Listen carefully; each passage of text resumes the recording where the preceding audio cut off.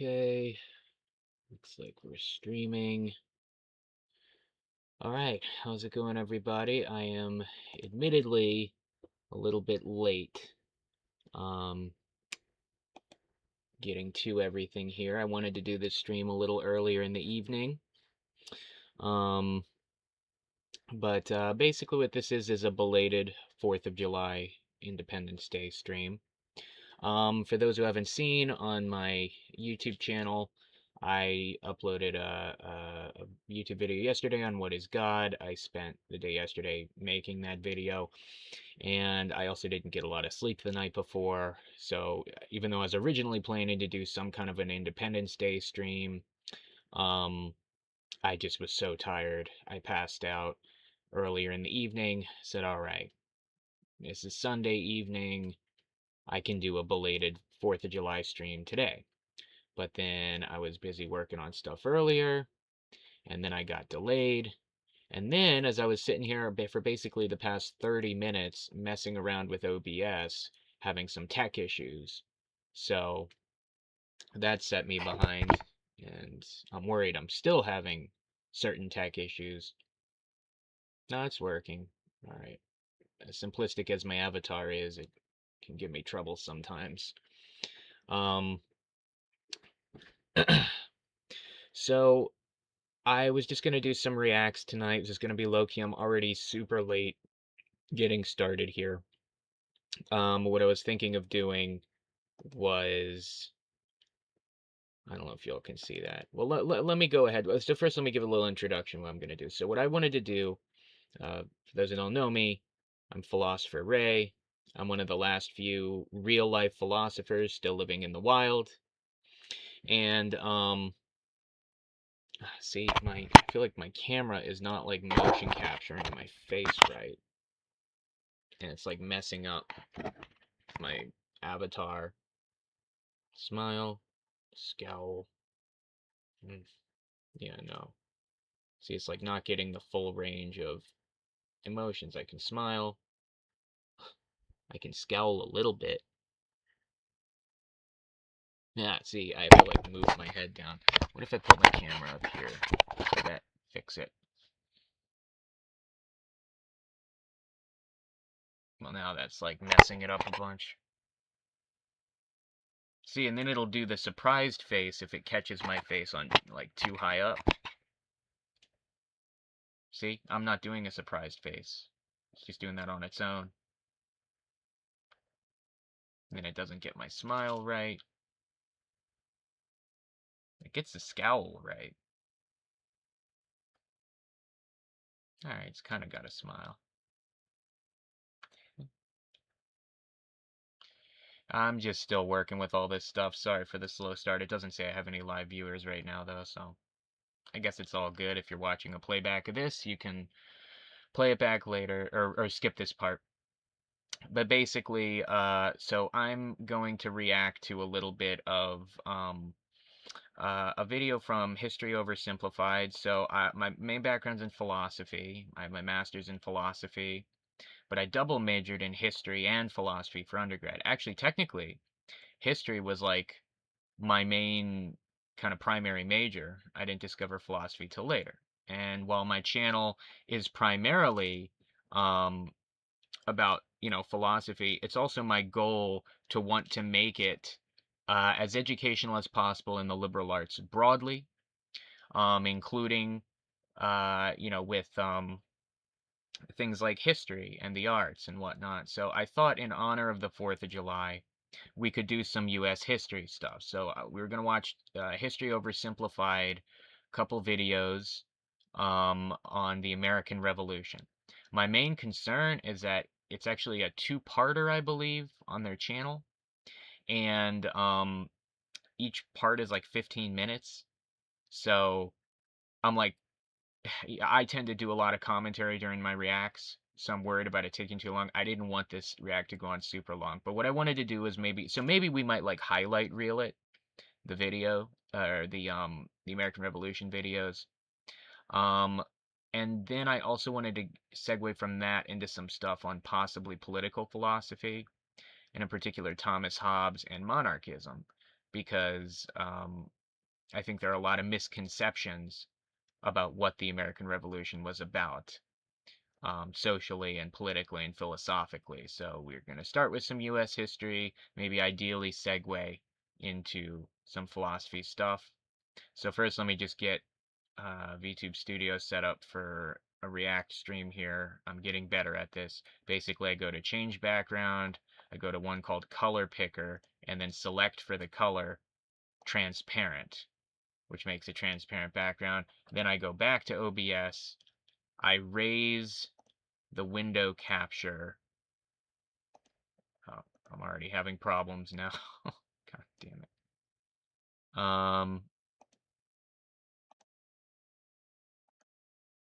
So why is my window capture not working? I set this up earlier.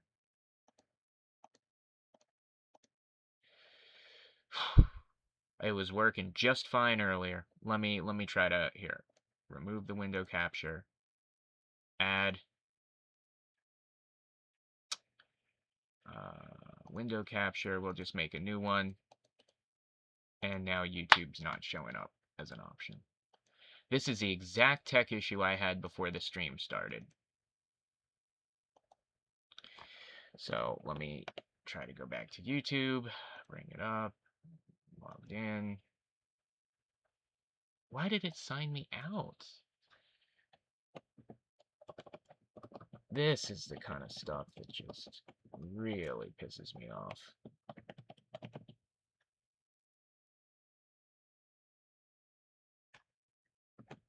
It's actually kind of beneficial that I don't seem to have the viewers I had last time. Last time I had up to 5 viewers at my peak. And it actually kind of threw me off, because if I had known I was going to have an audience, I, I might have prepared for it a little more, and it was kind of making me a little nervous.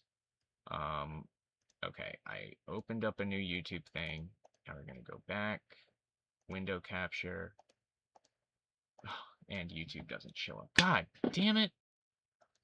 I don't know why. It's like every time I think I have it figured out, everything's a fucking problem. Every single time. Is it because I put the window capture? I just don't understand. If I turn off the phone. Okay. Open source projector. Oh, it's like so confusing. So I guess I just get to spend the whole first part of the stream messing around with tech issues. Window capture. And it just will not give me. Alright, I'm going to try something else as a quick fix here. There is an option called, it's called display capture.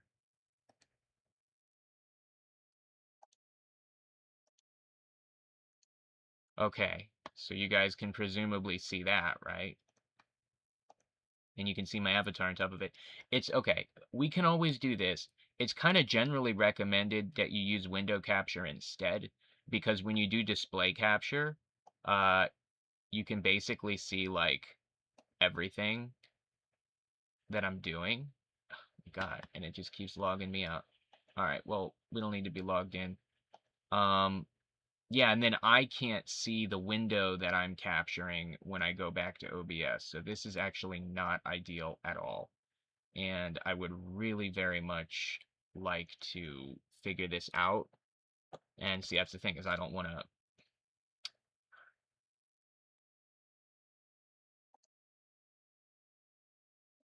At least, yeah, I don't have any viewers at least right now, which is good, because I would feel really bad doing this to the viewers. I thought I had all these issues figured out. I don't know what the problem is. Real.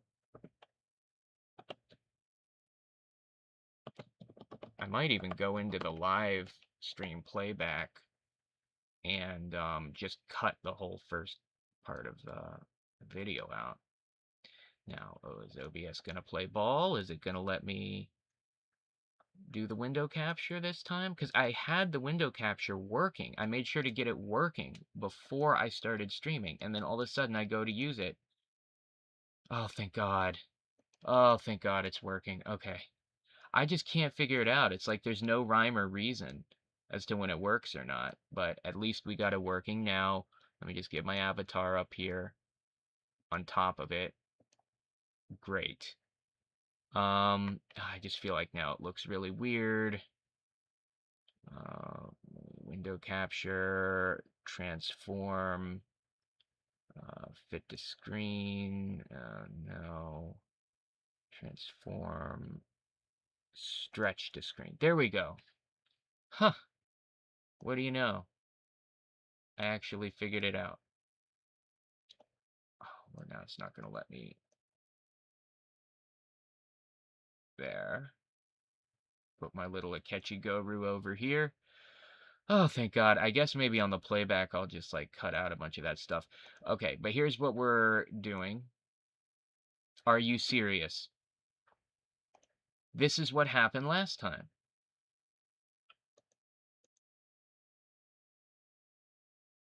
Okay, so I get what's going on. When I minimize the window, for some reason, but if I go like this, okay, I know what the problem is. I know what the problem is. Okay, good news, guys, is we won't have this problem again. I do sincerely apologize if the whole first 10 minutes of my stream is a bunch of tech issues. I am still figuring this all out. So I'm Philosopher Ray. I'm one of the last few real-life philosophers still living in the wild. This is a make-up Independence Day kind of stream. We're going to react to some Revolutionary War themed historical content. And then maybe if we have time, we're going to get into some political philosophy, and in particular Thomas Hobbes. Because I think there are common misconceptions about what the American Revolution was really about that I'd like to clear up. Okay, so history oversimplified. So this channel here, 9.5 million subs, has been doing these really, really, really super popular history oversimplified video format, where, but and they spend a lot of time. Like you can see, there's like almost, it's like 2 videos a year or something, because they spend a huge amount of time on very crazy high production quality and animation style.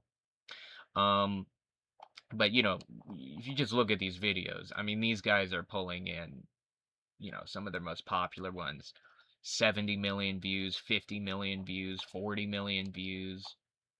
Then you get to, it is kind of interesting that it looks like their most recent series on the Punic War, it's still 20 million views for pretty much each one, still killing it. But notice it's kind of dropping off a little bit. Oh, the second Punic War. But notice it's actually slightly dropped off a bit from their peak. But anyway, I recommend them. They're a good channel. And they had some stuff on the American Revolution. So, it's 2 parts. Each one's like 15 minutes. That was why I was saying I was a little worried. It's also some of their oldest stuff from like 7 years ago.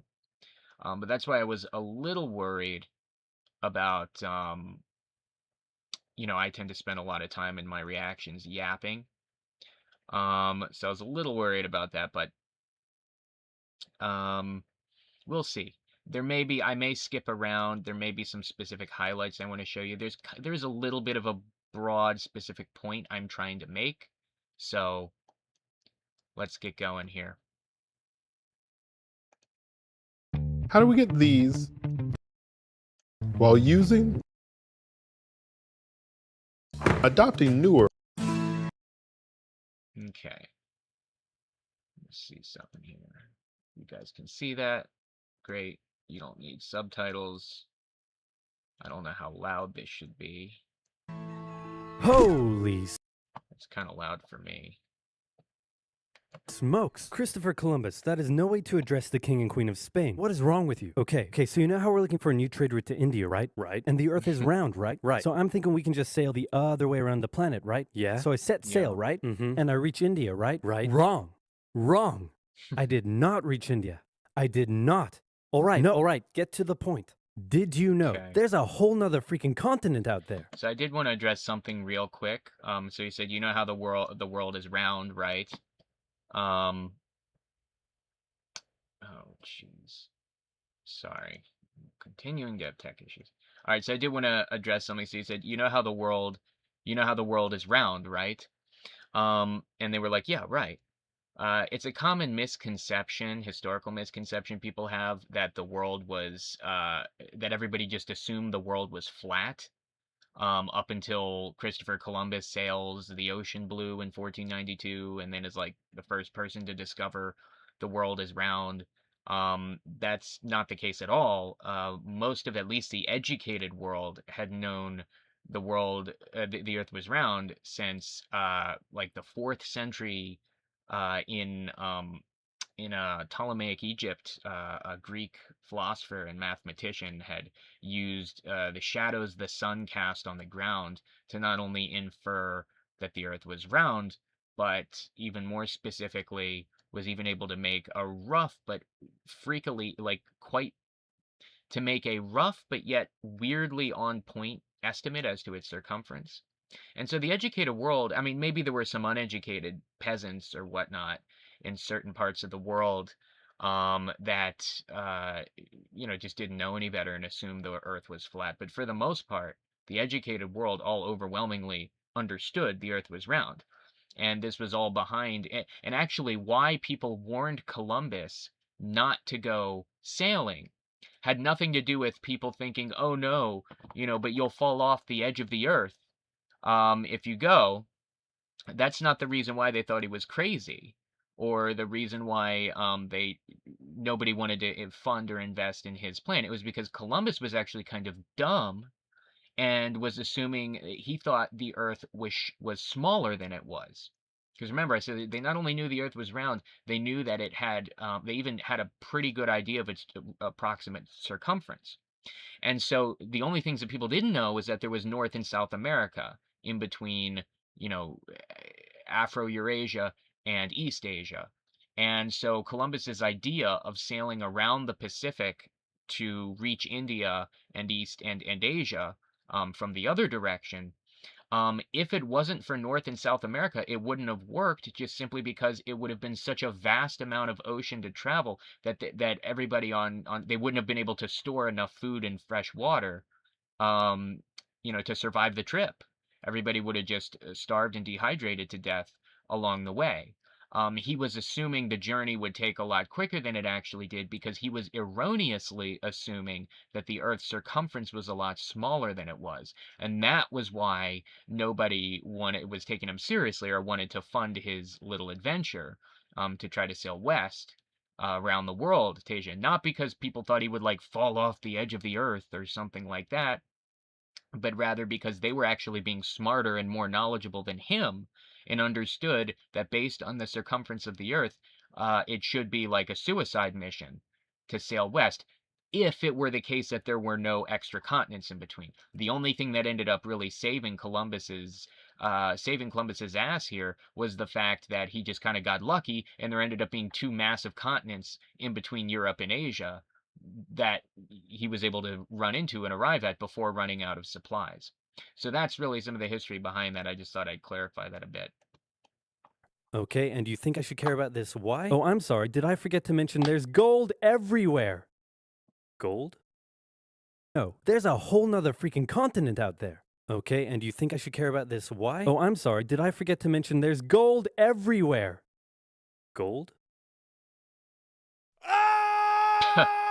Columbus landed in Central America. Well, first, let me just pop us in. Anyway, yeah, that was pretty big motivator. Was raw resources discovered in the America in October 1492, and he had the time of his life. And by that I mean he went on a huge theft and murder spree. He stole gold, jewelry, people, and a hammock. And then he returned to show off all of his riches, including a few previously undiscovered items such as tobacco, the pineapple, turkeys, and a hammock. Now I know what you're thinking, but oversimplified, Columbus didn't discover America, the Vikings did. And you'd be partially right. In the 11th century, Leif Erikson was the first European to land in America. But hey, if you love Vikings so much, then why don't you check out today's sponsor? Okay. You. No. Just you, Oh building my your God. app. On base 44. So we get, I mean, this Describe is it. just really shows how Viking. commercialized YouTube is becoming, by the way. I will just point this out. Notice how we get hit with an embedded ad into the video at the exact same time that the creator is inserting their own ad into the script in video. So it's like double ads. I'm sorry, I'm skipping it. I'm not trying to be a jerk about it. That's a little ridiculous. Now, where was I? Oh, yeah. Columbus, time of his life, hammock. And suddenly the race was on to explore and conquer the New World. After a couple centuries of warring with the natives and each other, the European powers had claimed quite a lot of land, including this area, which both the English and the French claimed as theirs. One day the French said, I'm gonna build some forts along here. And the English were like, could you not? And the French said, sorry, but no, I could not. And they went ahead and built their forts, which pissed off the English. So they sent an up-and-coming British lieutenant colonel by the name of George Washington with a combined force of British troops and Native Americans. After a short battle, the French commander said, all right, we surrender. Okay. Fun fact, by the way, George Washington was literally like 22 years old, 22, 23, 24. He was in his early 20s when this happened, which just really speaks to, I mean, even from a very young age, he was quite a talented military commander. And he was a British officer, for those who don't know, in the military. And he did achieve multiple victories in the French Indian War. So for those who don't know, he's probably going to explain this more, but the French Indian War is more of a term we use in the United States and Canada to refer to the North American theater of the 7 Years' War. So really what was going on was a huge global conflict, almost effectively an 18th century world war between all of the major Western powers on multiple conflicts with theaters in Europe, with theaters in India, in East Asia or Southeast Asia, and with a major theater in North America that was primarily, not exclusively, but primarily between the British and the French. A lot of natives sided with the French because they viewed them as a way to they viewed the British as a bigger threat. And that's what a lot of this conflict was about. And and this is actually how George Washington got his start as an officer in the military, was for the British military fighting against the French. He did get multiple victories. I'm curious if he'll go over here. However, Washington in his early 20s, he also suffered a pretty humiliating defeat and actually had to sign a pretty humiliating terms of surrender at one point. But let's see. Let's continue. Hey boys, pack it up. They're surrendering. Oh, sorry. Was I not meant to split his head open with the tomahawk? Don't worry. It's not like this will start a 7-year-long major global conflict. And what happened next was a 7-year-long major global conflict, which Great Britain won. At the peace negotiations, Spain gave up Florida, while France gave up all of its territories in North America. But Britain's victory came at a cost. Yes. A £60 million cost. They were now broke, in a lot of debt, and had to come up with some way to repay it. So they went to the colonies and said, okay, listen up. So a huge part of the war was spent protecting you from the French, and now we have no money because of it. So... I'm not sure what you're saying here. Okay, so we spent a lot of money protecting you from the French, right? Right. And now we're broke. Yeah, so I mean, it is kind of interesting, if you look at it from the perspective of the British, they invested a huge amount of resources. It took out a huge amount of war debt and invested a lot of lives into essentially protecting the American colonies from the French as well as their allies, Native American tribes. And so in their eyes, it seems only totally fair, that in order to help shoulder some of that war debt, that the American colonies should have their taxes increased to help pay for it. I mean, we think of it as so tyrannical of Britain, but kind of think of it from the perspective of like if a parent, let's say, found out that their adult child, let's say they have like a kid in their early 20s or something, so they're an adult, but they're still kind of young and dumb and not totally financially independent. And let's say they find out that their 21-year-old kid is facing some kind of serious criminal charges, they found out they've been arrested and they're facing some legal troubles. And so that parent goes out of their way to spend a lot of money hiring a really good and expensive legal defense team. And then and then after spending all this money and investing all this amount of time and money into funding their legal defense, they succeed in getting their kid like a really good outcome, maybe probation before judgment, which is when you're given like probationary terms and conditions prior to being adjudicated or found guilty on something. And the idea is if you complete the terms of your probation without any violations or without getting in any more trouble, then the charges end up getting dropped. So it's kind of this way of having you do some kind of a token punishment, but while sparing you the criminal conviction in the end, assuming you uphold the standards of whatever the terms of your probation before judgment were. That's usually a really, really good outcome, right? Because it spares you the criminal record entirely. So let's say that this parent like spends a huge amount of money getting a crack legal team to get this really good legal outcome for their kid. And then they turn around to their kid and they say, okay, maybe their kid lives with them and they say, okay, I just actually spent a huge amount of money on you, protecting you, basically. So I think it's only fair I'm going to start charging you rent now to help, pay me back for the huge amount of money you just cost me, in protecting you. And now let's say all of a sudden in response to that, the kid like freaks out and has a huge meltdown over this is so unfair. This is so tyrannical. I'm going to rebel against you now. It's interesting when you frame it like that, the British perspective suddenly seems a lot more, understandable. But, that's essentially what's going on here, just on a national scale. The British took out a huge amount of war debt, spent a lot of money and even lives protecting the American colonies from French and Native American invasion and conflict, and now feels like it's only rightfully fair that the American colonists help pay back that war debt by increasing their taxes. And yet the Americans, you could frame it rhetorically in one way as almost like a spoiled child, are now going to freak out about that. That's kind of some of the background leading up to this. That certainly is a pickle. Listen to me. We spent all of our money protecting you, and now we need money. Can you please pay us back some money? No. Yeah, there you go. Okay, we're just going to go ahead and tax you. In 1764, Britain introduced the Sugar Act, forcing the colonists to import sugar and molasses exclusively from the British and to pay duties on them. Then a year later, they introduced the extremely controversial Stamp Act, and it worked a little something like this. Hello, shopkeep. Hello, Mr. Bungleberry. Here's the deed for your new shack. Stamp. That'll be 3 pence, please. Wait, what was that? It's the new tax. I get a stamp on any paper or documentation I make, and you have to pay for it. Would you like to see this pamphlet that explains everything? Yes, please. Okay. Stamp. 2 pence, please.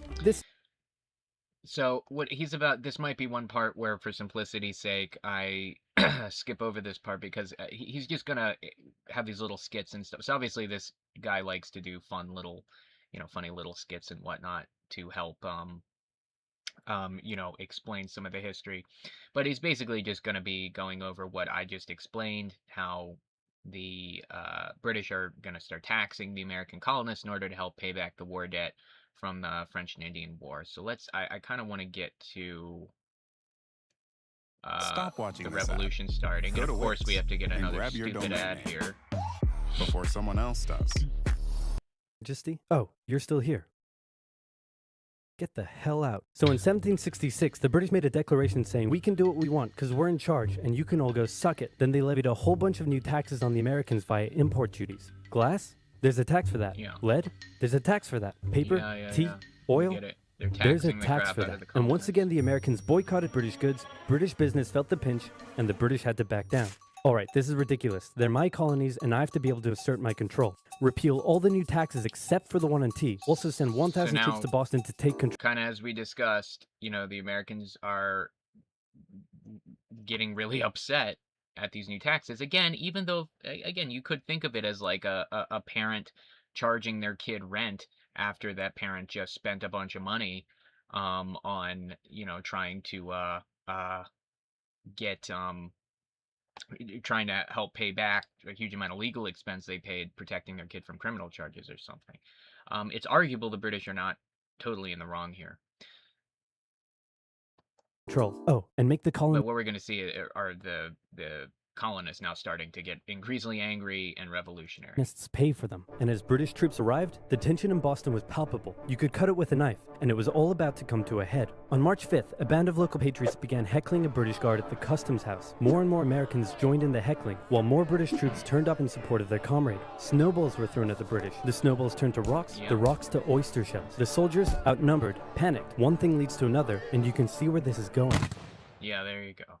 5 civilians were killed. The Patriot press is the throughout the Boston colonies declared the Massacre. Boston Massacre an unwarranted crime committed against the people of Boston by the cruel British, and the anger continued to grow. A British revenue schooner that ran aground in Rhode So Island one was thing he kind of interestingly didn't talk about there that is just a little fun fact is oh, who was it? Was it Thomas Jefferson or was it I'm actually curious who was the lawyer who defended the British following the Boston Massacre? Yeah, John Adams. John Adams. So not Jefferson, John Adams. So John Adams, one of our founding fathers, was actually the lawyer that ended up being the defense attorney for the five, or I don't know exactly how many it was, but for the British soldiers who shot those 5 people at the Boston Massacre. And he was actually their defense lawyer, and he got them off. They were found not guilty, right? Acting kind of in self-defense in a riot. It's just a very interesting kind of history behind how, you know, a lot of these founding fathers, remember, as we just saw earlier, George Washington as an officer in the British Army in the 7 Years' War, French and Indian War on the North American continent. And now we're seeing John Adams as the defense attorney for the British soldiers who massacred 5 people at the Boston Massacre. burned by the locals. When it came to light that the governor of Massachusetts supported the suppression of the colonists, his house was burned by the locals. And next, the colonists would set their sights on the remaining tax on tea. On December 16, 1773, a band of patriots known as the Sons of Liberty, disguised themselves as Native Americans, marched down to Boston Harbor, This is the boarded a Boston British Tea merchant ship Party. loaded with tea, and in front of thousands of spectators, threw nearly 10,000 pounds worth of tea overboard. The British were disgusted, and they punished Massachusetts with a vengeance. They dissolved its General Assembly, revoked their charter, and sent 3,000 more troops to occupy the city, meaning Boston and Massachusetts were now essentially under the direct rule of Great Britain. And oh boy, were So that was the Boston Tea Party. I want to get to the actual. I'm talking lawyers extraordinaire Johnny A and Johnny J, experienced military commander George Washington. The colonies saw what was happening and worried they might be next, so they called a brain trust to decide what to do. 56 delegates from 12 colonies gathered and met in Philadelphia at the First Continental Congress, and the roll call read like a who's who of America's finest thinkers. I'm talking lawyers extraordinaire Johnny A and Johnny J, experienced military commander George Washington, businessman and future alcoholic beverage Samuel Adams, fiery orator Patty H, guy who married a rich lady, Big J. Dickinson. And while they weren't present at the first Congress, soon names like James Madison, Benjamin Franklin, Thomas Jefferson, and much later Alexander Hamilton would all serve time in the Continental Congress. The question now, though, was what to do about the British. After much bitter debate and disagreement, they eventually agreed on an amazing solution. They would simply ask the British to stop. Can you stop? No. It didn't work. Okay, then tell the local militias to start arming and be ready at a minute's notice. And across the colonies, these Minutemen stood ready for the beginning of the American Revolutionary War. Now, having your colonies in open rebellion is one thing. Once they start arming themselves, that's when it really hits the fan. So British General Thomas Gage ordered 700 troops from Boston out into the rebel-controlled Massachusetts countryside to destroy stores of arms and ammunition held by the rebels. Yeah, so this is how the revolution's finally starting. Here. Coming, giving the rebels time to prepare. The two sides met in Lexington. The British set out in the middle Paul of the Revere. night. Patriots, including Paul Revere, rode ahead to warn that the British were coming, giving the rebels time to prepare. The two sides met in Lexington as the sun began to rise. They faced off against each other, and in the confusion, somebody shot first. The shot heard around the world marked the beginning of the American War of Independence. The rebels were outnumbered. So it's interesting, he didn't mention it there, but it's to this day it's not actually known who shot first, to whom the shot heard round the world belongs to. To this day, it's not actually known. It's whether it was a British soldier who shot first, whether it was an American militiaman who shot first. It's just this tension all boiling forth on the fields of Lexington and Concord, which is what we're seeing now. You know, this is the outbreak of the first real armed conflict between the British and the Americans. outnumbered and had to fall back to Concord as the British split up to search for rebel supplies. However, more and more Patriot rebels kept showing up, and this time it was the British who were outnumbered as more fighting kicked off in Concord. By the way, you notice those flags there? It's kind of interesting. So that British flag, so by this point, just for some context, the kingdoms of England and Scotland had already passed the Act of Union in 1707, unifying into one kingdom. So since the 17th century, the English and Scottish thrones existed in a royal union. A royal union is when the same person inherits the monarchy of two separate governments. So what that means is in the 17th century, Scotland and England were technically still two different countries, two different kingdoms with two different governments and two different parliaments even. But the monarch of each kingdom was the same person, right? So there were two different governments but with the same monarch. What ended up happening in 1707 is they passed the Act of Union of 1707, which formally unified both kingdoms into one unified kingdom, right? And that's the Kingdom of Great Britain. And that's actually why, if you look at this British flag here, I don't know if you can actually see my mouse on the screen, but if you look at this British flag here, right beneath and next to the marking for Concord, the British flag is actually, it's a mix of both the English St. George's Cross and the Scottish St. Andrew's Cross. Scottish flag. So this is the Scottish flag, right? And you see that blue, and then English flag is a cross. So you see the British flag is both because they were unified into one country.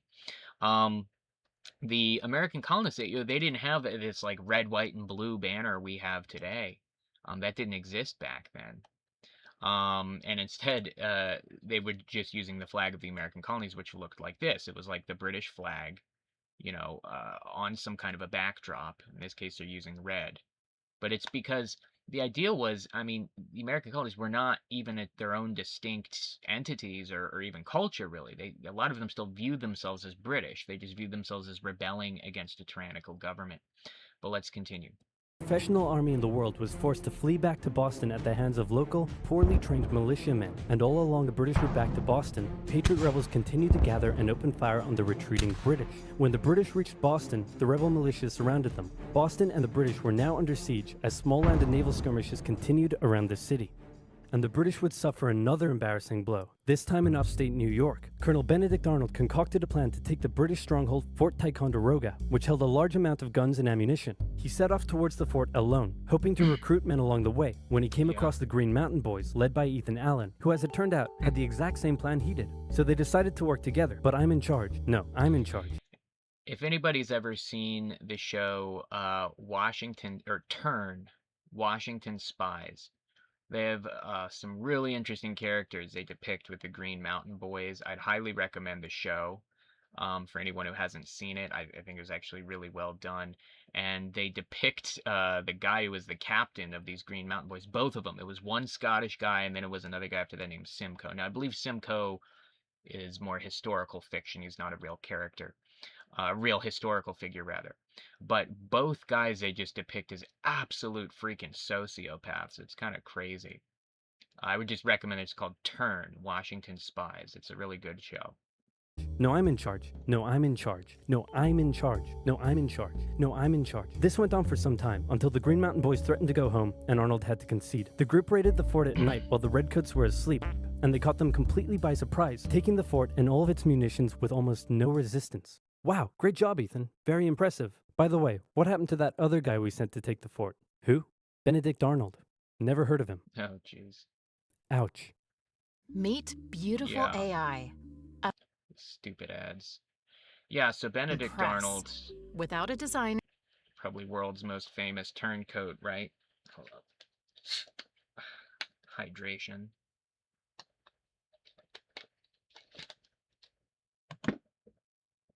What? the fuck? Nobody knew what was going on. The colonies were in open rebellion, and for now, they even seemed to be winning. So King George fired General Gage, replaced him with General William Howe, and ordered the rebellion to be put down immediately. Okay, the British are definitely going to retaliate for all of this, so we should probably put together a proper army. First, we need to pick a commander-in-chief, and I think we can all agree that that job should go to the man, the myth, the legend, George Washington. My friends, I am humbled and honored that you would consider me for such an important role. I did not expect for this. All right, you've been showing up in a military uniform every day for the last 10 months. We all know you wanted this, so cut the crap, George. Dude.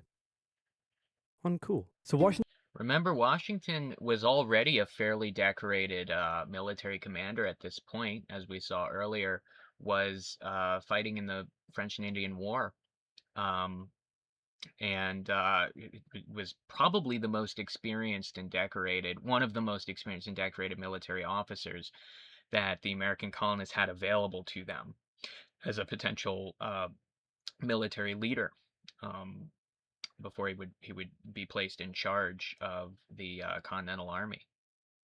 Washington began his journey up to Boston to take command of the newly established Continental Army, just as the British made their first major attempt to break the siege. They made plans to take the high ground on Bunker Hill, but spies warned the Continentals of the British plans, so they fortified Bunker Hill and set up defensive positions on nearby This is a Breeds very Hill. famous The day of the battle battle, by the came, way. and as the British Bunker advanced, Hill. a barrage of Continental gunfire was opened up on them. Twice they tried to climb the hill, twice they were pushed back. The battle lasted 3 hours until the Continentals finally ran out of ammunition and had to retreat, allowing the British to take the hill. While technically a British victory, they suffered nearly 1,000 casualties to the Continentals' 400. The colonists showed the British that this wasn't just a rebellion, it was war, and they were ready for it. But one thing they weren't sure about was why they were fighting. While some radicals were starting to throw around the I word, most This hoped to is eventually important. repair their relationship with Great Britain. So they sent a letter to King George saying, "Hey man, looks like things aren't going your way. Remove the taxes and let's be friends? I'm gonna kick your ass." Send that to the colonies. Your Majesty, your handwriting is terrible. Are you sure? Just do it. What does it say? He's gonna lick my... Oh, God, come on. Gross. So for the remainder of the year, small engagement... That was a good point, though, where he said a lot of the colonists didn't even really agree on what it was they were fighting for initially. A lot of them initially were just rebelling against taxes. One thing we're going to get to after this, we're going to watch a video on Thomas Hobbes and monarchism, because I wanted to talk a little political philosophy, but essentially, you know, the colonists, it's a common stereotype today that the American colonists were fighting for, or they were fighting against the idea of a monarchy, or that, you know, this is what was so tyrannical about Britain, was that they were a monarchy and we wanted to be a democracy. But a lot of that's misunderstood. Even by the 18th century, Britain was already a fairly constitutional monarchy with a parliament and everything. The issue had more to do with the fact that the colonists did not have representation in parliament. This is where you get the famous phrase, no taxation without representation. So a lot of colonists were more interested in just simply fighting for representation in parliament, or even just fighting to lower or put an end to the excessive taxation that the British had been, you know, dumping on them. You know, not all colonists were, you know, outright explicitly fighting for independence, especially earlier on. Those would have been called patriots, and they were kind of like a radical minority group at the time, even of those who were taking up arms and fighting. You know, actual patriots wishing to fight for independence were somewhat in the minority. But let's continue. continued to occur around the colonies. The British burned down the towns of Falmouth, Massachusetts and Norfolk, Virginia as revenge for earlier anti-British incidents. These actions played right into the hands of patriot propaganda. Overseas, the British were seen as brutes, and the French and Spanish would soon begin sending Just saw your supplies to the chat. rebel cause. During this time, there was also minor fighting going on between patriot and Yeah, loyalist this militias. guy, I just saw your chat. Yeah, this guy's kind of wild. He likes to he does these really high production quality videos and animations, and you know he spends a long time on it because he puts out like 1 to 2 a year, but they get crazy views. But anyway, he likes to always put this like humor in there. Sometimes it's like a little much. in the southern colonies. Benedict Arnold was still on a mission to win some personal glory for himself, so he headed up an attempt to invade Canada in a two-pronged attack. The Continentals managed to capture some British forts and the city of Montreal, but a harsh snowstorm with some smallpox on the side saw them defeated and pushed back at Quebec City, and they were forced to retreat all the way to Fort Ticonderoga. Speaking of which, remember all those guns and ammunition? Well, this guy's got a plan for what to do with them. He uses oxen to drag 120,000 pounds of artillery for 2 months through the harsh winter, 300 miles all the way to Washington and his Continental Army surrounding Boston. Boom. Washington's got himself some big guns, which is fortunate because up until now his army had been suffering through the cold winter, not knowing when the siege would end. Now, they could make a move. Washington wanted to launch a full assault on the city, but his junior officers felt the British were too fortified, and to his credit, Washington was great at hearing and taking on board the ideas of others. Instead, the Continentals worked through the night setting the guns up on Dorchester Heights, overlooking the city, and when dawn broke and the British saw the guns, they knew they were toast. Their positions were completely exposed. It was checkmate. They had no choice but to abandon the city. 120 ships carried 9,000 redcoats and 2,000 loyalists away to an unknown fate, and Washington had his first victory of the war. More ads. Washington then moved his army to New York, knowing that when the British returned, they would probably land there. In the meantime, a friendly-looking old man by the name of Thomas Paine had written and published a pamphlet called Common Sense, in which he advocated for total independence from Great Britain. Yep, that's a famous pamphlet he published, Common Sense, and it's kind of to my earlier point about what I was saying, where again, especially in the beginning, though even throughout the war, though especially in the beginning, not only did, kind of as he said earlier in the video, people didn't really agree on what they were even fighting for. If anything, the majority of them were, again, more just fighting for things like lowering taxes, fighting for things like representation in the British Parliament, but were not necessarily fighting for independence. There were some from the beginning, but they were a minority. But as we're starting to see, as this war really starts to break out, we're going to see propaganda, like Common Sense, starting to push more and more for advocating full independence with the common person. Spread across the colonies like wildfire, and to this day remains the best-selling title in America. It was read aloud in taverns and meeting halls and brought the idea of independence into the mainstream. Congress began to seriously consider the idea. Thomas Jefferson was selected to write up an official Declaration of Independence, and he went hard, writing that all men are created equal, with certain inalienable rights, including life, liberty, and the pursuit of happiness. Of course, Jefferson had over 100 slaves, but we don't have to talk about that. On the 2nd of He did. Jefferson did actually, in the original draft of the Constitution, interestingly, Jefferson actually did include a condemnation of slavery. But ultimately, it was removed from the final draft because it was worried that I said Constitution. This is a Declaration of Independence. My bad. But that's actually what.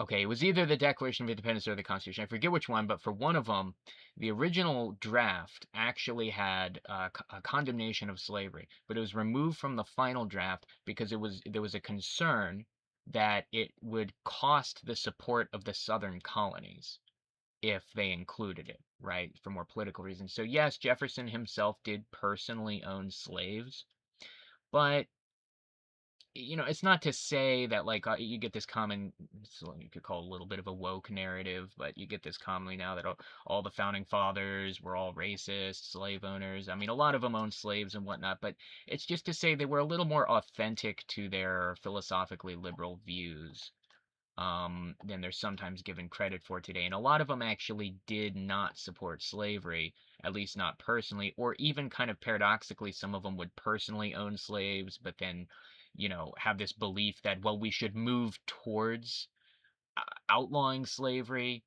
I forget the name of the show, but there's a really interesting series on the life of Benjamin Franklin. And the way they depict Thomas Jefferson in that series is he owns these slaves, but then he's like, well, we should move towards ending slavery. Obviously, it can't happen now. Right? Obviously, it's not going to happen now. It's a process we should move towards, right, over time. So kind of like a sort of, maybe this, if you want to argue, there's a little bit of a cognitive dissonance here. Like, oh yeah, I'm opposed to slavery socially and politically and philosophically and morally, but I own slaves and the economy's built around it, and so I don't really want to, get rid of it right this second. let's take some time to think about it and work on it. That was so again, I'm just pointing out that, even if he owned slaves, the point is, um, they're actually, it was really only for complicated political reasons that slavery wasn't outright condemned in the beginning. But, that's another conversation, I suppose. Of July, Congress voted unanimously in favor of independence, and John Adams declared that the 2nd of July would go down as the most remembered day in American history. Then a couple days later, independence actually came into effect. The United States of America was That's born. funny. There was no turning back now. The Americans tore down a statue. So they passed it on July 2nd, or they ratified the Declaration of Independence on July 2nd. So he said, oh, July 2nd will be the most famous day, but it doesn't actually go and pass or go into effect until 2 days later. So that's what becomes an Independence Day. That's kind of interesting. I didn't know that. Of King George in New York and melted him down into 42,000 musket balls. To the British, it was treason. And if the king had his way, Washington and all of Congress would be hung. Speaking of the British, guess who's back? Yeah. The king sent an intimidating force of 130 warships and 25,000. Just to really point out, that is something interesting to consider, just the real stakes at issue in this. I mean, imagine all these lawyers and politicians and all these guys who are getting together and doing something like this and formally declaring independence. It's treason, right? That is treason against the crown, which back then came with like a mandatory death penalty. So it just kind of really says something about the real audacity and sincerity and sort of real commitment that these guys had to their ideals here, that they were willing, knowing that if they lost the war, I mean, it's what he just said. If they lost the war, that would have inevitably been the outcome. Is all of these figureheads and leaders in control would have all been very publicly executed for treason. That's how it would have had to have ended. The British would have had to have made an example of them. And so that just really that does speak to their real audacity in doing all of this publicly, signing a declaration. Just by signing that document, that's irrefutable proof. I am in the eyes of the British Empire that these people are committing treason, and that's sealing your fate. For if the Americans were to have lost the revolution, they would have been killed. So again, just really says something about their commitment to their ideals, that they were willing to take that on.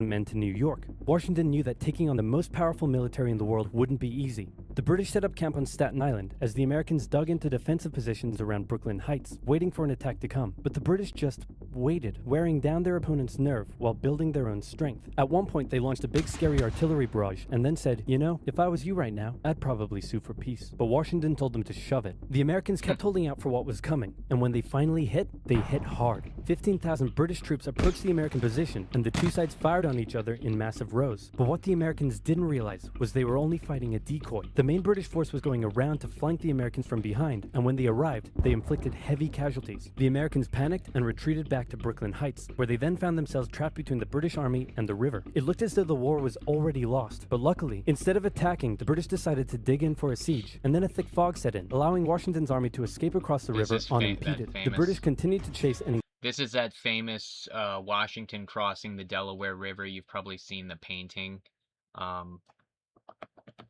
Washington crossing Delaware. This is that famous painting. Maybe if we can find it without the watermarks. This is that famous painting here. This is what that's depicting. It's basically like a retreat in the middle of the night. It is interesting, another fun fact about the war, George Washington spent a large chunks of the entire war constantly on the retreat, constantly fighting a losing battle.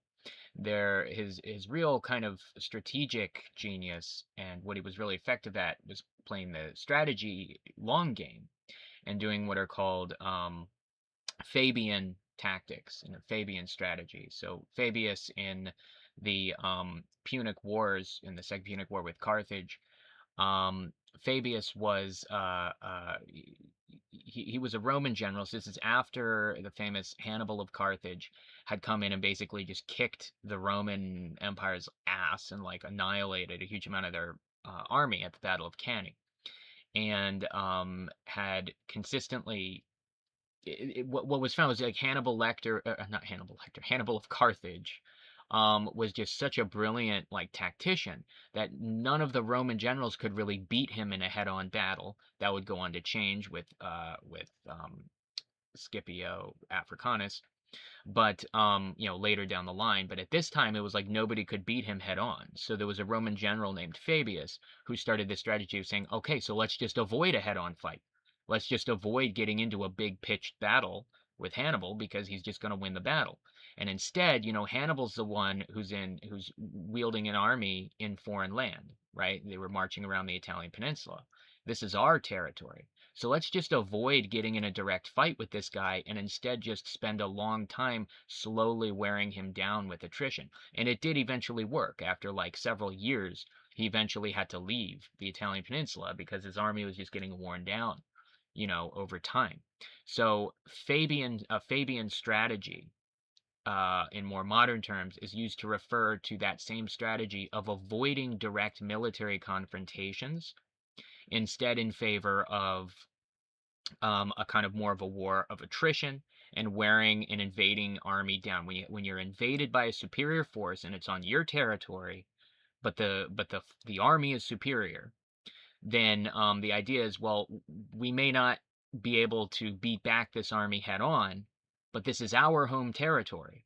So instead, let's just focus on wearing them down over time to the point they're forced to retreat. And that Fabian strategy is actually the strategy that Washington used for most of the war. And what that meant was, for a lot of the war, Washington was himself constantly on a retreat, constantly moving around, constantly avoiding these, getting into wrapped up into these big pitched battles with the British Army. And doing so knowing, like, if he gets into these big head-on battles with the British Army, he's probably going to lose. And it might be devastating. But if he can just keep avoiding those direct kind of big battles and instead just keep chipping away at them with these little skirmishes and stuff and just keep outmaneuvering them, well, because the British are on their home soil, then that means, over time, it's sort of like death by 1,000 cuts sort of thing. And it takes a lot of patience and a lot of strategic thinking to maintain that Fabian strategy over time and resist the impulse to get into some pitched, big, direct battle. And Washington was very strategically brilliant in that manner. And that anyway, so I just bring that up because that's what we're seeing here. Like this famous painting you've probably seen before of Washington crossing the Delaware. It's kind of interesting because it's sort of romanticized, right? It's depicting him as such a great leader here in a romantic fashion, and yet, what this is ultimately depicting is a retreat. This is Washington running away, right? And that's how he had to spend most of the war. So it's some kind of interesting context to how we actually won that war. We did not win that war by getting into these, death by 1,000 cuts. That's kind of how we won the war. We did not win the American Revolutionary War by getting into these big, epic, cinematic head-on battles. If we did, we would have lost right away. Instead, we won by this very patient kind of Fabian strategy carried out over a long period of time. But I think the video is almost over. Let's just play it out. Engaged the Americans at Manhattan, and the Americans suffered defeat after defeat after defeat. See what I mean? It was a disaster. Washington's leadership was just called talking into about. question, as thousands of American POWs were left to rot as traitors. Washington's army fled through New Jersey all the way down to Pennsylvania. Rarely had an army been so badly beaten, yet survived to fight another day. Rarely had an army been so badly beaten, yet survived to fight another day. That was, again, the fate of the American militia throughout most of the war, a constant avoiding of direct conflict with what was objectively a far superior fighting force. The British Army was one of the most powerful militaries in the world at the time. So anyway, so this is American Revolution Oversimplified. It's in these two parts. Each one's 15 minutes. For the sake of time, so I know for a fact that second part is going to be more about just going through the details of the war itself and some of the military history. And that's what I was a little less interested in going over. I was interested to go over some of the history leading up to and at the outbreak of the American Revolution. So for the sake of time, I don't think I am going to view the second part or react to it. I would suggest it for anyone who's interested. But instead, I did want to take the opportunity to go over a little political philosophy to expand on something I was talking about earlier. So what I was talking about earlier was, the fact that a common stereotypical narrative regarding the American Revolution is that, oh, it was like this big revolution for, um, yeah, I mean, I will. It was like, well, I'm going to do another video in a second. It's just not going to be the part 2 to this. But basically, it's that the American Revolution, oh, well, it was this democratic revolution against the tyranny of the British monarch. But it wasn't. The American colonists didn't have a huge problem with the monarchy. That's not what was seen as tyrannical. Even by the 18th century, the British monarchy was already a heavily constitutional monarchy. Following the Glorious Revolution of 1688 in England, the powers of the monarch had already been significantly limited, and Parliament was made by far the more. And Parliament is especially its lower house was a more democratically representative kind of legislative body.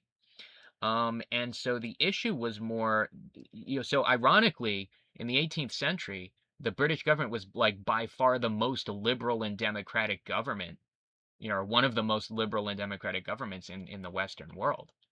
So the issue was not like, oh, there's this tyrannical king who's ruling and lording over us with, like absolute power, because it wasn't.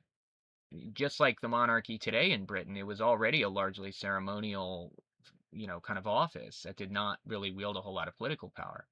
If anything was viewed as tyrannical by the American colonists, it was the British Parliament. And why was that? Because even though Parliament was the one passing these taxes that they were getting hit with, not the monarch, Parliament was. But even though Parliament was the one doing it, the American colonists did not have representation in that parliament. They didn't have the ability to elect their own ministers of parliament to the British Parliament. And so this is where you get this famous phrase American revolutionaries like to say, no taxation without representation. That was what that meant. That, the Parliament shouldn't have a right, the British Parliament shouldn't have a right to tax us if we don't have a right to elect ministers of Parliament representing us in that Parliament. That was what really the problem was. And not the idea that there's this constitutional monarch as the head of state. And in fact, it's for that very reason that various founding fathers wanted to preserve a monarchical government, a constitutional monarchy, but they wanted to preserve a monarchical government even after it was increasing, the move was increasingly towards independence. Because remember, like we discussed earlier, a lot of them didn't even necessarily agree that they were fighting for full-on independence. But even after that became more the move, a lot of them, it's like Alexander Hamilton specifically famously proposed crowning George Washington as the monarch of America, and then setting up Congress as like the equivalent of the British Parliament, and then just not even bothering with a president and just having the executive be the monarch, just crowning a new monarch. I mean, Alexander Hamilton's the one that really comes to my mind, but there were multiple even founding fathers and American revolutionaries who were totally on board with that. The issue was not monarchy. The issue was not monarchy, especially not the very constitutional monarchy that the British had. The issue was not having representation in the parliament. But this leads into a broader discussion about, I think, things like monarchism, and some misunderstandings people have about it. I wanted to go over a little bit to do with a political philosopher by the name of Thomas Hobbes, who wrote a famous book called Leviathan, and famously advocated for monarchy in the early modern period. And I find this stuff kind of really interesting. I think we've kind of been raised in a society and culture where we're just told from a very, very young age that democracy is the only like legitimate government form, and monarchy bad because don't you know the American colonists revolted against the monarch. But I think for that reason, unfortunately, things like monarchism people don't take as seriously, or they just kind of have a gut instinct to want to dismiss. But there are some legitimately very interesting philosophical reasons and justification for taking something like a monarchical form of government a lot more seriously. And Thomas Hobbes is a great way to do that. So I just thought maybe building a little bit in theme with this like American Revolution, this American Revolution kind of history little special we've done here in honor of Independence Day. I thought it'd be interesting if we maybe built on that and considered the idea of monarchism philosophically, and why, again, not all of the philosophers were necessarily, I'm sorry, philosophers, not all of the American revolutionaries and even founding fathers were necessarily opposed to monarchism. Why it's maybe worth considering a little more seriously. Now, there was a video, I'd found it earlier. I need to try to find it again. It was a specific video I saw that looked like it would have been interesting to go over. So give me a minute to Thomas Hobbes, monarchism. It's this one. School of Life. These stupid ads. I think I've explained this on stream before. Yeah, it does seem scammy, and in fact, I've talked before about how Plato, considered democracy the absolute worst form. Actually, this might be worth bringing up first. It's not like democracy is just this uncontested great system without its criticisms. Plato famously regarded democracy as the second worst form of government out of them all, second only to tyranny, which is the absolute worst. But democracy was the second worst, and in fact, he regarded it as the system of government that was most likely to give rise to tyranny. And that's because there's an interesting thing. I think people a lot of times will conflate something like monarchy with tyranny, and they'll just assume that a tyrant is just by definition somebody who has this sort of absolute power. But in Plato's view, that's not actually what made a tyrant. What made a tyrant was not how much power you had, and again, I talked about this in my Light Yagami Analyzing Evil stream. But Plato regarded the philosopher kings who should rule, the guardians, and he believed they should rule because based on merit, right? Because they were the wisest and most virtuous and most capable to rule. But he believed that once you figured out who was the wisest and most capable to rule, you should give them like a huge amount of power. There shouldn't necessarily be like checks and balances. They should just have like pretty unrestrained power to rule. Because the issue in Plato's view is not how much power you have, and that's an assumption that I think is worth cross-examining, and what I think something like Hobbes, or someone like Hobbes is really good at kind of cross-examining, because this is the assumption I think is very popular in like the Western world in the 21st century, and this obsession everyone has with like democracy is the only legitimate government form, it's the fact, the assumption is the more power someone has, automatically the worse of a situation, or the more power someone has, automatically the more corrupt they are and the worse form of a government it is. But if we look back to Plato in Republic, it had nothing to do with how powerful someone is. It had to do with how virtuous versus vicious, how wise or unwise, how virtuous or vicious their soul was. Right? So what made a tyrant, in Plato's view, was somebody having a tyrannical soul, or that is a soul that's completely corrupted by disorder and ruled by the appetites, ruled by the impulses of the lower wills, and not governed by reason. Right? That was what made a tyrant. Not having a lot of power, but having a lot of power and having a very corrupted soul. And this is something worth pushing back on, is the idea that is it necessarily automatically a bad thing for someone to have a lot of power if they're actually a good and virtuous ruler? Well, I don't think it is. And I think Hobbes makes a really interesting case for why it's worth considering something like monarchy. So let's see, this is only a 6-minute, what is it?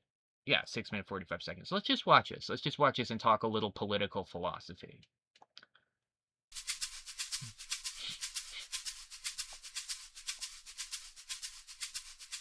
Thomas Hobbes was a 17th century English philosopher Yep. who's on hand to guide us through one of the thorniest issues of politics, To what extent should we patiently obey rulers, especially those who are not very good?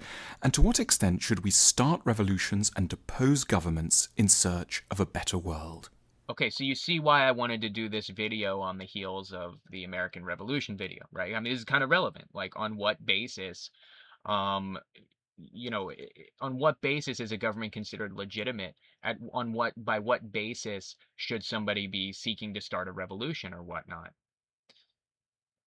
Hobbes's thinking is inseparable from one major event that began when he was 64 years old and was to mark him so deeply it coloured all his subsequent thinking. Remarkably, he died when he was 91, and so everything he's remembered for today he wrote after the age of 60. This event was the English Civil War. That is kind of crazy, by the way, just to consider.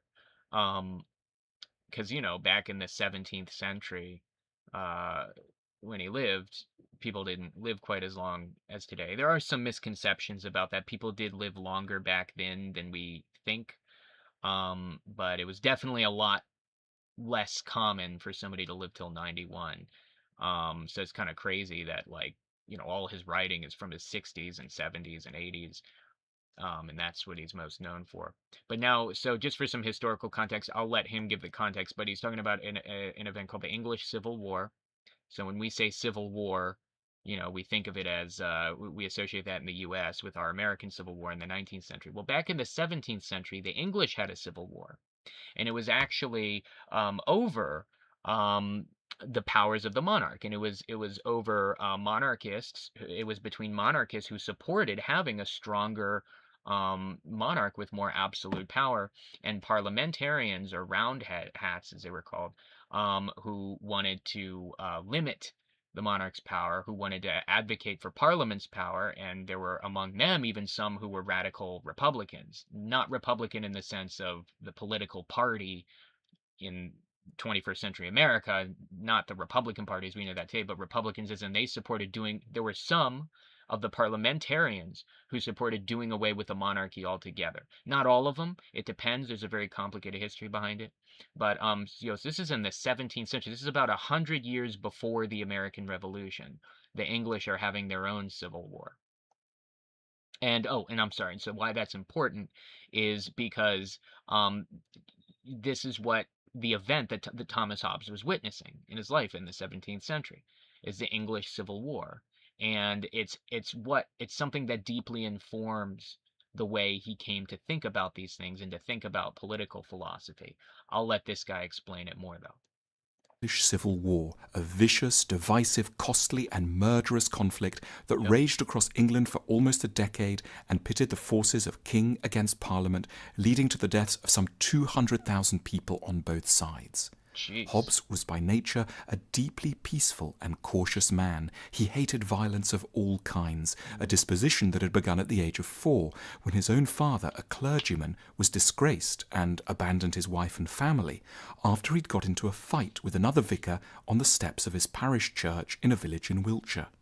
I actually didn't know that. I didn't know that little biographic background to Hobbes. That's kind of interesting. And I'm sure there's somebody who could have a field day maybe engaging in some psychoanalysis of like how Hobbes's struggle with fatherlessness has impacted his political philosophy and desire to want to have like a paternalistic, authoritative figure ruling over things. The work for which we chiefly remember Hobbes, Leviathan, was published in 1651.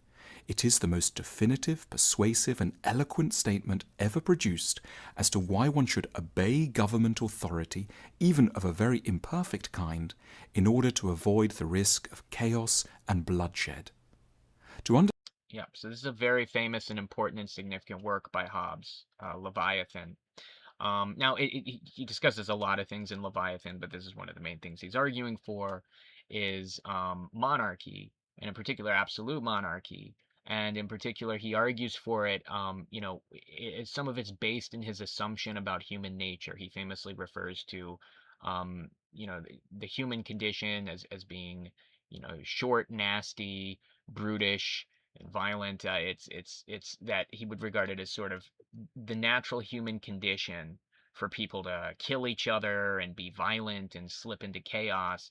And so this is why Hobbes would say we create, governments, and in particular governments with strong rulers at their head, and governments with strong executive figure, to stand as a sovereign between us and our most violent and destructive nature, right? And this actually would, the Leviathan is like a metaphor for the beast within us and this destructive primal nature within us.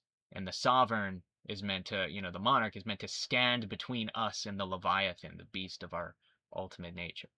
Understand the background of Hobbes's conservatism, it helps to realize that across Western Europe in the 17th century, political theorists were beginning to ask, with a new directness, on what basis subjects should obey their rulers.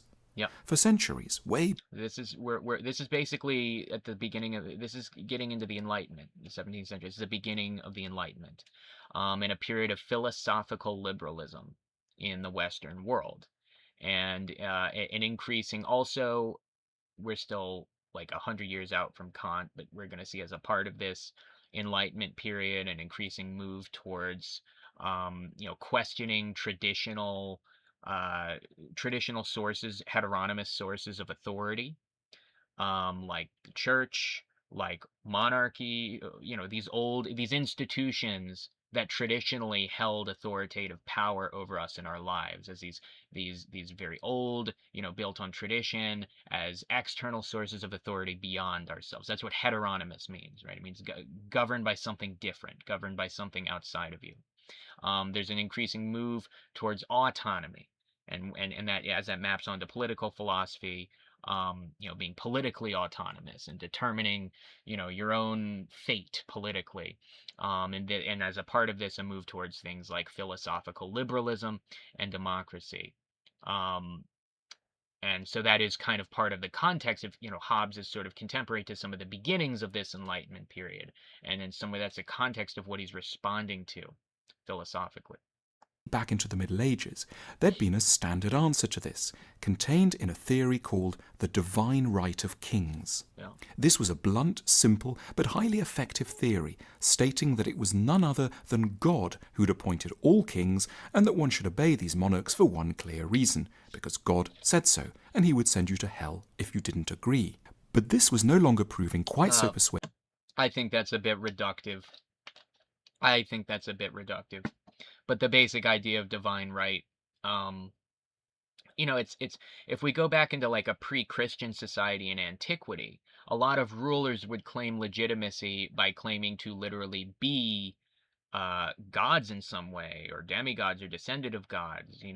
Julius Caesar painted his face red in order to liken himself to Jupiter. And Octavian, would then have him deified as a god after his death, so that he could claim to be the son of a god. In Viking society, pre-Christian Viking society, a lot of the chieftains, Viking chieftains and jarls and whatnot, would claim to be descended from Odin.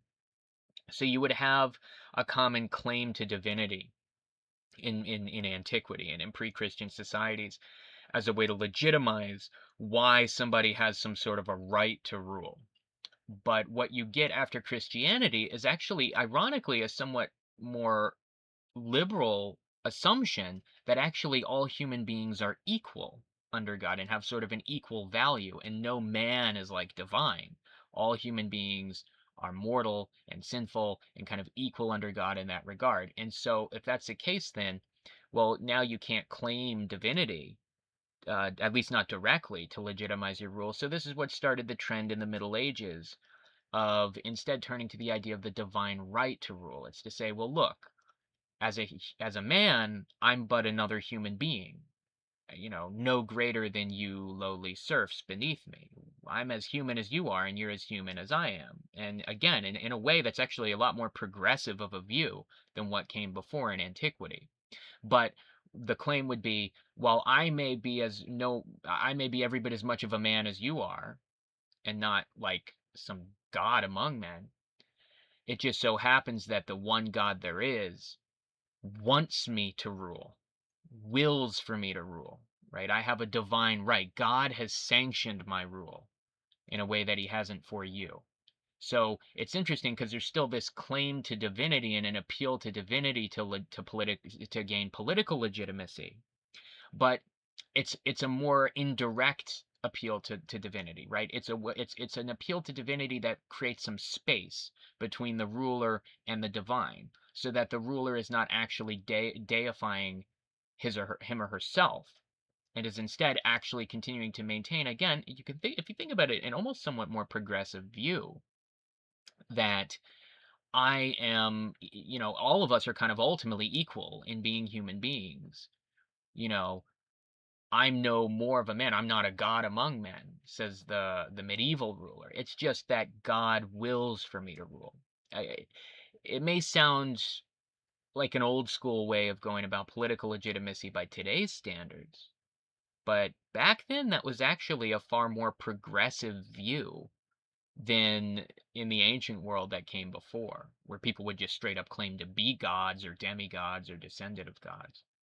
Let's continue. Persuasive to many thoughtful people who argued that the right to rule ultimately lay not with kings, but with ordinary people who gave kings power, and therefore should only expect to take orders from kings so long as, but only so long, as things were working out quite well for them.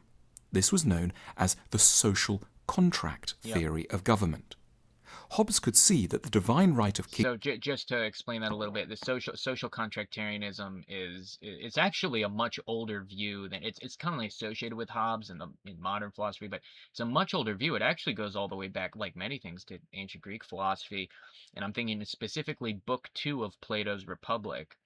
There's a character in that dialogue named Glaucon who essentially gives this exact view. He describes justice as sort of arising as this sort of lesser of the evils, begrudging compromise everybody makes, under the idea that it's sort of like almost like a prisoner's dilemma. It's this idea that, well, I really, what I really want, it's again operating under the assumption that people are very kind of deep down, kind of just want to benefit themselves.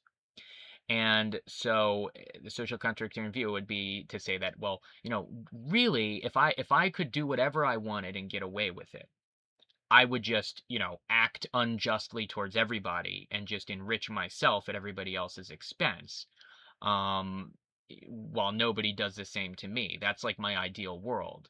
But the problem with that is there are other people out there who are stronger than me and bigger than me, and people who could act unjustly towards me, and in a way I would be powerless to fight against. So not because I necessarily want everybody to be equal, not because I necessarily want things to be this way, but just because I view a world where I have to give up what I really want to do, dominating other people, but the trade-off is other people aren't allowed to dominate me. While I really ideally would want the world where just I can dominate everybody, but nobody can dominate me. In reality, unless I set up some kind of a social contract system of government, then it's going to create a world where I maybe am able to dominate some people, but other people are easily able to dominate me because they're bigger than me and stronger than me and more powerful than me. And so it's sort of almost like this begrudging compromise that I just say, okay, fine. I'll, as badly as I want to dominate you and take your stuff and do what I want to you, as badly as I want to do that, I'm so much more fearful of other people doing that same thing to me and dominating me and taking my stuff that I will begrudgingly voluntarily give up my ability to steal your stuff and dominate you in exchange for everybody else not being allowed to take my stuff or dominate me. So it's just sort of this very it's a very cynical way of looking at something like justice. Political philosophy. It's that it's all just this sort of cynical, calculated compromise everybody's making. So that's social contractarianism. King's theory was nonsense, and what's more, was going to be increasingly unpersuasive as religious observance declined.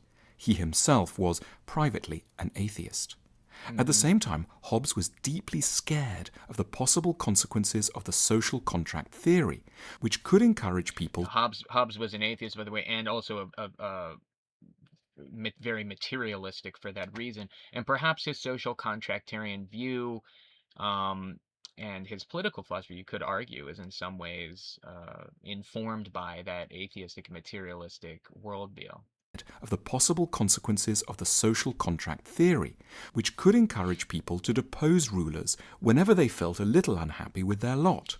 Hobbes had received a first-hand account of the beheading of King Charles I on a scaffold in front of the banqueting house of the Palace of Whitehall in 1649, and his intellectual labours were directed at making sure that such ghastly primitive scenes would never be repeated. So, in Leviathan, Hobbes puts forward an ingenious argument that tries to marry up social contract theory with a defense of total obedience and submission to traditional authority. The way he did this was to take his readers back in time to a period he called the state of nature. So now he's going to get into his, the original state, natural state for human beings. By the way, just some context. So this is common in political philosophy. A lot of political philosophers will sort of base a whole lot of their political philosophy on their view of what the sort of natural default state of human beings is. And this natural default state of human beings, this would mean like pre-agrarian, like cavemen essentially, prehistoric, pre-agrarian human beings, when they're just left to their own devices without any civilization. How do they tend to organize themselves and congregate? This is a common starting point in political philosophy, not just Hobbes. A lot of thinkers do this. And part of why, it's just kind of interesting, the reason why that's so common in political philosophy is because if you think about it, it's meant to kind of try to set up a certain, almost a certain teleological structure, almost a sort of virtue ethics. Almost like it's essentially almost making that kind of an evaluative argument, where it's saying if we look at the natural default state of human beings and how human beings are kind of organized, or how they tend to organize themselves naturally, what it's in our nature to do socially, then we can look to that as a model for figuring out how we should normatively organize ourselves in a post-agrarian, now post-industrial, modern world in civilization. If we think of politics as just taking the basic social structures of like the pre-agrarian tribe and scaling them up on a massive level. The kind of argument that a lot of political philosophers make, even if not explicitly, the implication is, well, if this is how human beings function naturally, then this is how they would best function now if we were to set up our government in a way that's sort of emulating these structures that are within human nature, that it's within the human condition to emulate, that it's within the human condition to implement socially. It's almost kind of a weird little virtue ethics that's being engaged in, or sort of a teleological appeal. But let's continue. Before there were kings of any kind, and to get them to think about how governments would have arisen in the first place. Key to Hobbes's argument was that the state of nature would not have been a pretty place, because humans, left to their own devices, without a central authority to keep them in awe, would quickly have descended into squabbling, infighting, and intolerable bickering. It would have been a little like the English Civil War, but with people in bearskins bashing each other around with flint tools. So there's, you see kind of some of the stuff we talked about already, right? That, what is this default state of human nature to Hobbes prior to civilization? It's just everybody killing each other and trying to dominate each other and taking what they want from each other. And notice again how we see the way in which the history of the philosophy, the historical events surrounding Thomas Hobbes and contextualizing his thought, most notably the English Civil War and all of the chaos and violence and disorder that went on then, is we see how that's directly informing and impacting the way he's thinking about social and political philosophy, right? Seeing, oh, this is what happens when the government breaks down, is everybody just like freaking kills each other. So that must be what it's in human nature to do, and therefore that must be why we appoint monarchs and set up governments in the first place, to save ourselves from that fate. The monarch or the sovereign, standing as that great defender between us and the Leviathan, the primal monster of our inner nature. In Hobbes's famous formulation, life in the state of nature would have been nasty, brutish, and short. Nasty, As a brutish, and result, short. out of fear and dread of chaos, people were led to form governments. They had done this willingly, as social contract theorists maintained, but also under considerable compulsion, fleeing into the arms of strong authority, which they therefore, Hobbes argued, had a subsequent duty to keep obeying, with only a few rights to complain if they didn't like it. The only right that people might have to protest about an absolute ruler, or Leviathan as Hobbes called him, was if he directly threatened to kill them. However, if the ruler merely... Well, okay, I guess I screwed up a little bit. I kept describing the Leviathan as the beast of our human nature, but I guess he's saying the Leviathan is the monarch. So maybe I screwed up a little bit, but I just wanted to be clear that, I mean, the analogy still stands. All right, if the Leviathan is the monarch, the point is the monarch is like the sovereign is the defender between us in our primal nature. That analogy still stands. I just mixed up the words. Stifled opposition, imposed onerous taxes, crippled the economy, and locked up dissidents willy-nilly, this was absolutely no reason to take to the streets and demand a change of government. As Hobbes wrote, "Though of so unlimited a power men may fancy many evil consequences, yet the consequences of the want of it, which is perpetual war of every man against his neighbour, are much worse." He admitted that a ruler might come along with an inclination to do wicked deeds, but the people would still have a duty to obey this person, as human affairs cannot be without some inconvenience. But this inconvenience is anyway the fault of the people, not the sovereign, because, as Hobbes adds, if men could rule themselves, there would be no need at all of a common coercive power. If men could rule themselves, there would be no need at all for a common coercive power. It's a very cynical statement, but, again, the idea is the monarch is necessary to avoid being consumed and destroyed by our own nature. As he went on, "He that complaineth of injury from his sovereign complaineth of that whereof he is the author himself, and therefore ought not to accuse any man but himself." Hobbes's theory was dark, cautious, and not especially hopeful about government. In our more optimistic moments, we want him to be wrong, but it seems Hobbes's name will always be relevant and fresh again when revolutions, motivated by a search for liberty, go horribly awry. Hobbes maintained in the preface to Leviathan that he had written the book without partiality, without application, and without other design than to set before men's eyes the mutual relationship between protection and obedience. Yep. Well, that's the end, I think. But yep. So what I'm a little disappointed in is this video only really went over like the basic stuff behind why, the general reasoning behind why Hobbes, favors a stronger, more authoritative government in general, and his kind of social philosophy and as it informs his political philosophy.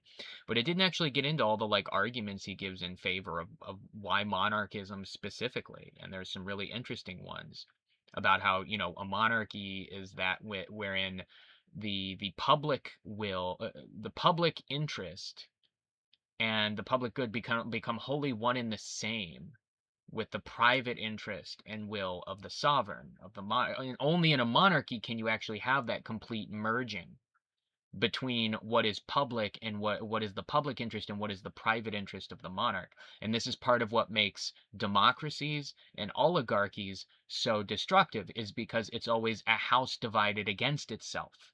In the Hobbesian language, it's always a bunch of different people with different competing private interests that therefore tears itself apart for that reason. But with a monarchy, the entirety of the public interest, rather than being split up and divided between all these different private interests, is all wholly unified in one and the same, with the private interest of one strong ruler. And then in that same regard, that means the ruler kind of naturally regards all that is public property as his private property, but in a way where everybody wants to take care of their private property, right? So there's kind of this weird merging of mutual interest between the public and the private, nature of the monarch.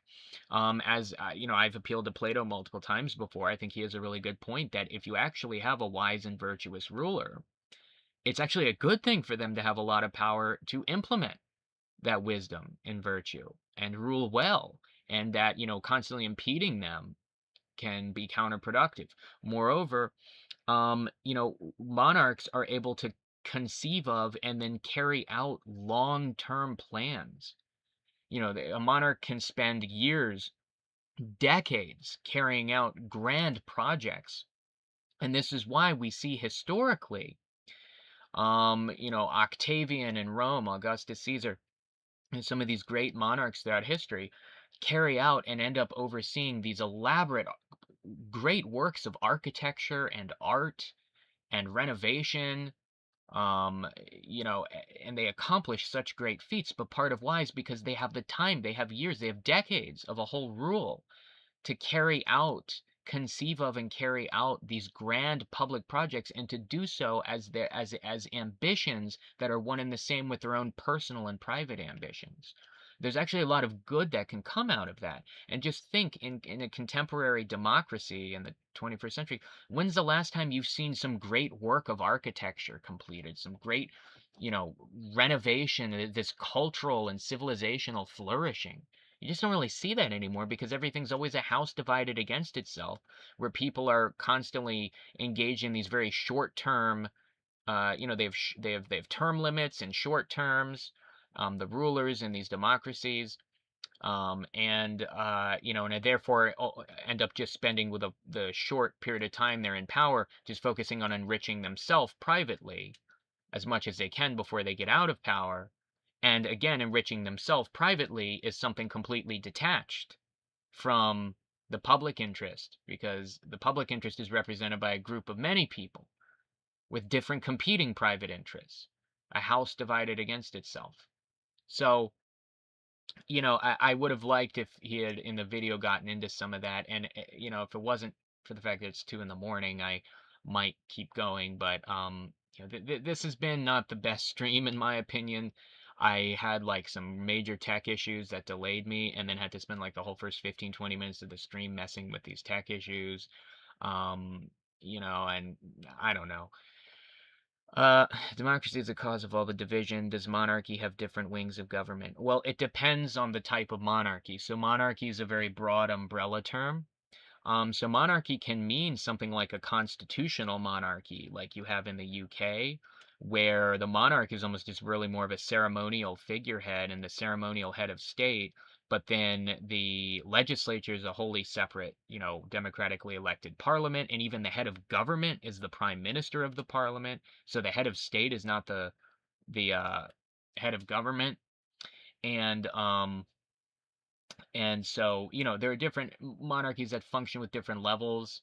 Like when the French Revolution first occurred, before the monarchy was done away with completely, for the first 2 years, the National Assembly designed a constitutional monarchy that would have actually retained a more powerful monarch than what was the case in Britain, where the French monarch, Louis XVI, would have actually continued to function wholly as the head of state.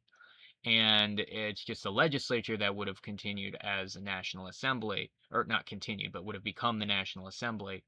And so, some monarchy, or this is like when Octavian first came to power, initially in the early Principate, the idea was supposed to be Octavian as the Princeps, and the Roman Senate formed a duarchy between them, like they both were co-equal in power. The Senate and the Princeps, or what we would today call an emperor. So, there are different kinds of monarchies, and some of them can have different wings of government. However, you can also absolutely have absolute monarchies, where there are not different wings of government, as you put it. And this would ideally be what Hobbes is arguing for. Like, Hobbes is really arguing for that, not just monarchy, but absolute monarchy, where there would not be different wings of government. There could be different, like, well, I guess it depends what you mean by wings. There could be different wings of government in the sense that there are court systems and maybe even an advisory council and, you know, these different government institutions. But the idea is that in an absolute monarchy, the monarch is ultimately, like, absolutely powerful over all of these things, and they only ever act independently under the discretion of the monarch and with the monarch's permission. And the monarch could, like, contravene at any time. So it depends on the kind of monarchy you're talking about. But an absolute monarchy, there really wouldn't be. It would just be, as I said, in the Hobbesian sense, a true absolute monarchy would be the public interest of the state and the private interest of the individual monarch become wholly one and the same. The monarch is one with the state. This is like Louis XIV's famous "L'État, c'est moi," or, you know, the state is me, right? I am the state. That's the kind of classic absolute monarchy. But yeah, it's after 2 in the morning. I don't know. I felt a little weird about this stream, like I was a little distracted throughout it, but I might cut some of this stuff up and put it out there. But look out for tomorrow. I will be trying to get a more YouTube formatted video out on Nietzsche. And just some basic stuff about Nietzsche that I find really interesting, especially his emphasis on things like art and aesthetics. And so I'll probably be spending most of tomorrow doing that. Maybe I'll get like a cut of parts of the stream out. I don't know. Like I said, I wasn't super happy with how the stream went. Also, those like 5 live viewers I had last time, only one of them returned. But anyway, I will you know, talk to you guys tomorrow, or I'll do something. I'll get that video out tomorrow. Maybe I'll do another stream. But yeah, for now I'm gonna head out. So have a good night, everybody.